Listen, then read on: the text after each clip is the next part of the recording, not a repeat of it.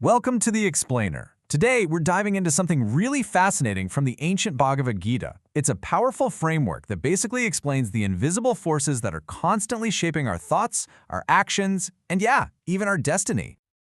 So, let's start with something we all know. You know that feeling? One day, you're on fire, totally brilliant and focused. The next day, you can barely drag yourself out of bed, feeling restless and lazy.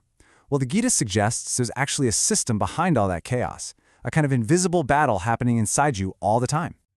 To get our heads around this, here's the roadmap. First, we'll talk about these invisible forces. Then, we'll meet the three main players, the competing modes. After that, we'll look at the consequences, what the Gita calls the fruits of action. Then we'll ask, is there a way out? And finally, we'll uncover the path to get there. All right, let's get into it. The Bhagavad Gita gives us this ancient answer to a really modern question. Why do we feel the way we do? It lays out this incredible concept to explain all those shifting moods and motivations that drive us. It calls these energies the gunas. Now that word, guna, can literally mean thread or rope, which is just a perfect metaphor, right? Think of them as three invisible threads that basically tie our eternal soul to our temporary body and this whole material experience. They influence everything. So, what are these three modes exactly?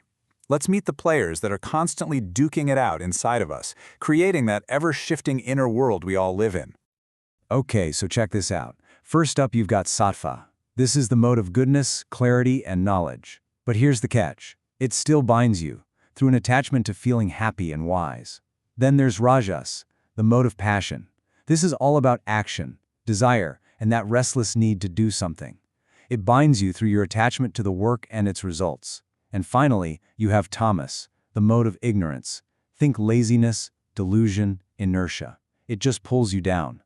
Even the good one, sattva, is still a rope that ties you here.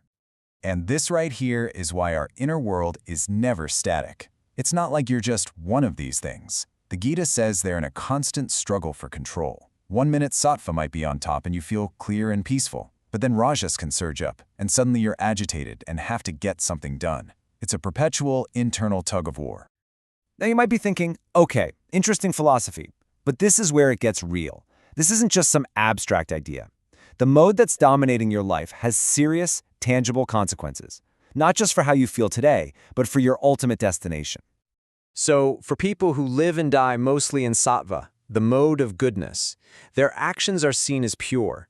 The Gita says they actually ascend to the higher, purer realms of the great sages. What about those who die in rajas, the mode of passion, driven by that endless desire for results for success? They are said to be reborn right back here on the earthly plane to get back on that hamster wheel of action and reward. And finally, if a person dies while dominated by tamas, the mode of ignorance, well, the text says they descend. Their consciousness is clouded, and they end up being reborn in lower states of life, where things are, pretty dark and confused. So when you see these stakes, which are incredibly high, you can understand why the warrior Arjuna asks the most important question of all. Is there a way out? Can we actually rise above this constant inner battle and get off this roller coaster? And listen to how he asks this. He's being so practical. He's basically saying, okay, what does a free person actually look like? How do they act? And give me the instructions. How do I get there? This one question just pivots the entire conversation from diagnosing the problem to finding the solution. And Lord Krishna's answer is, well, it's profound. He describes someone who is just completely steady. They're like a calm, detached observer. Good stuff happens, bad stuff happens. Pleasure, pain, praise, blame, and they're not thrown off balance. Why? Because they know it's all just the gunas playing out. They identify with their true self, not with the show. So that's what a liberated person looks like. Sounds pretty amazing, right? But that leaves the biggest question. How do you actually achieve that state?